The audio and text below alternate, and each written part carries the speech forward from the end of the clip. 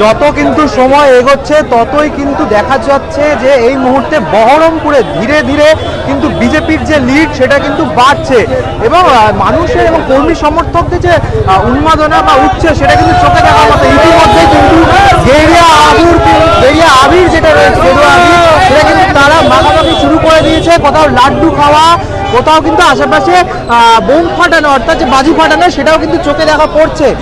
সকাল থেকেই কিন্তু একটা ভাবনা চলছিল যে বিজেপি এখানে কীরকম করবে রেজাল্ট, কিন্তু তার পাশাপাশি যত দিন এগিয়েছে যত বেলা এগোচ্ছে তত কিন্তু বিজেপির যে লিড সেটা কিন্তু বাড়ছে এবং কর্মী সমর্থকদের যে উন্মাদনা সেটা কিন্তু জেনে নেবো তাদের থেকে।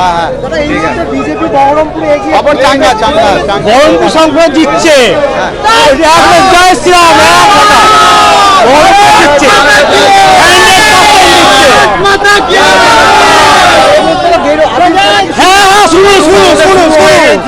अभी খেলা শুরু।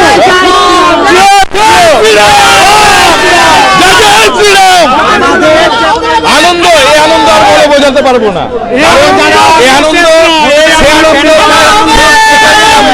যারা যারা বলেছিল বাংলায় জীবনে কোনোদিন বিজেপি আসবে না তাদের মুখে চাটা মেরে দেখালো বাংলার জনতা। বাংলার জনতা দেখিয়ে দিল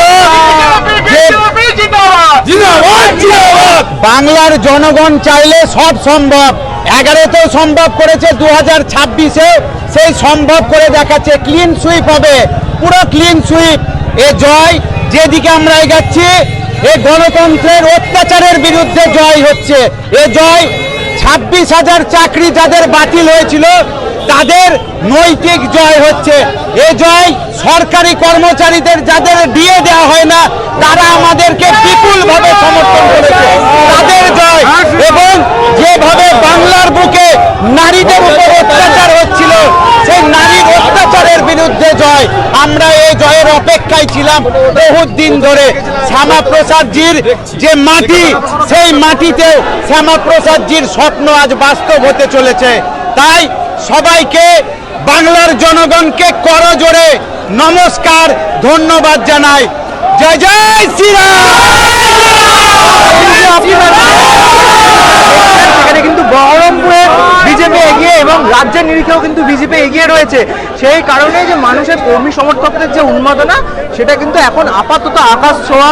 দিন এগোবে, যত বেলা বাড়বে তত কিন্তু রাউন্ড এগোবে এবং কি দিকে হাওয়া যাচ্ছে সেটা এখন সত্যি দেখার বিষয়। কিন্তু লড়াই কিন্তু এই মুহূর্তে হাড্ডাহাড্ডি চলছে।